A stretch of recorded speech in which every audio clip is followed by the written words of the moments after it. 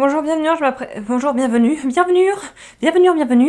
Je m'apprête à faire le tirage intemporel sentimental pour les scorpions. Bon, vous, c'est très clair également. Ce qui ressort de façon évidente, c'est que vous vous rendez compte que quelque chose dans votre vie est en train de prendre l'eau. Que ce soit une relation, que ce soit votre rapport à vous-même, que ce soit dans le milieu sentimental, je veux dire familial, de vos proches. Il y a quelque chose qui sent pas bon et qui, vous savez, qui est en train un peu de qui sent un peu le rance, quoi, qui sent un peu le renfermé, disons-le simplement. Et vous vous rendez compte que vous ne pouvez plus vous mentir à vous-même. Donc il y a une notion aussi peut-être de faire des rencontres ou peut-être dans des histoires ou des situations où c'est vraiment effet miroir direct, c'est-à-dire que on va voir tout de suite ce qui coince à travers la relation et ce que l'autre nous reflète de nous-mêmes comme souvent. Donc là, c'est comme si vous saviez qu'il allait falloir un petit peu entre guillemets tenter le destin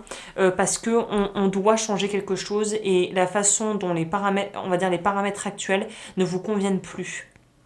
Donc là, pour moi, ça met quand même en évidence la notion de relation où vous avez l'impression un peu de vous compromettre, de devoir sacrifier des facettes de vous-même, de ne pas pouvoir pleinement être vous et de devoir réfréner certains de vos désirs ou de vos aspirations. Par exemple, ça pourrait être, je vous donne un gros exemple très stéréotypé, mais c'est la femme brillante qui va arrêter sa carrière parce qu'elle rencontre un homme et que celui-ci lui demande de devenir une femme au foyer et de s'occuper des enfants. Alors peut-être que dans les faits, passer 1 ou 2 ans sans bosser pour s'occuper de ses enfants quand ils sont petits, ça, c'est quelque chose que que la femme en question pourrait entrevoir, mais partir dans l'idée de sacrifier sa carrière complète, définitivement, pour être la femme d'eux et être dans l'ombre et s'occuper des enfants et faire les couches et les biberons, on peut comprendre que cette personne puisse avoir des réticences si elle avait des aspirations professionnelles, par exemple. Donc vous voyez, c'est un peu ce genre de situation où on vous demande finalement de vous respecter, de vous aimer assez pour ne pas tomber dans je rabaisse ma valeur, je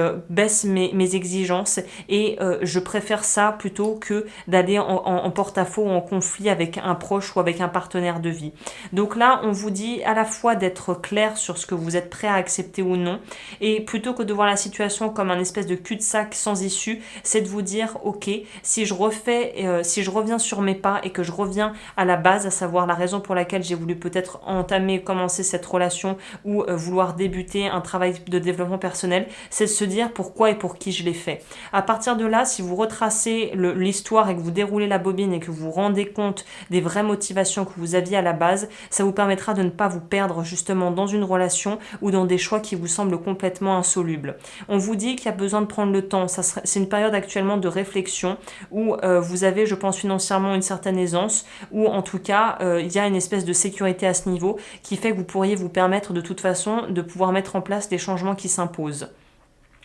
Pour moi, ce qu'on vous dit aussi, c'est que je pense que vous avez peut-être une envie d'un je ne sais quoi, que quelque chose en vous vous dit, vous murmure à l'oreille que quelque chose d'autre de plus grand vous attend et peut-être que la relation ou la personne que vous venez de rencontrer va, entre guillemets, ticker, cocher la plupart de vos attentes et de vos petites, on va dire, comme on est en anglais, tick the boxes. Vous savez, comme sur des questionnaires où on peut cocher les croix là. Peut-être que cette personne coche beaucoup de vos besoins, en tout cas de ces choses que vous estimez être des prérequis pour pouvoir être avec vous. Et en fait, vous vous rendez compte qu'il y a quelque chose d'autre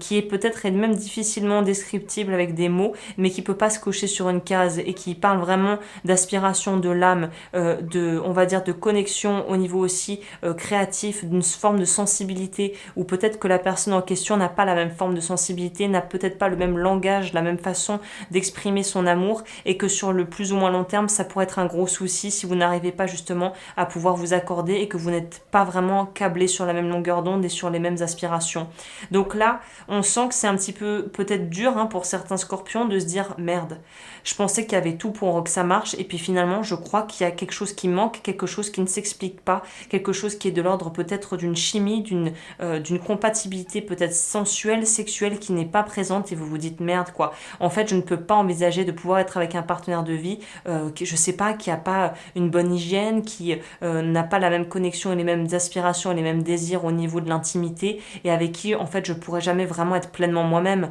Donc là, il y a vraiment des grosses questions existentielles par rapport à la nature de la relation si vous êtes en couple ou à l'envie de pouvoir vous mettre dans une relation mais vous rendre compte que peut-être certaines choses qui vous paraissaient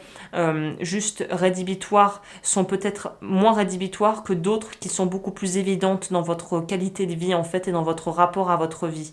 Donc c'est quand même assez duel en ce sens où on voit qu'il n'y a pas de précipitation précipitation, qu'on veut faire les choses en faisant preuve de sang-froid, mais qu'on est humain et que de toute façon on sait qu'il va falloir prendre des décisions et faire des choix qui vont peut-être blesser d'autres gens, mais si on le fait pour notre propre bien et notre propre intégrité morale, finalement il faut accepter de payer le prix dans ce cas-là de nos choix personnels. Hein.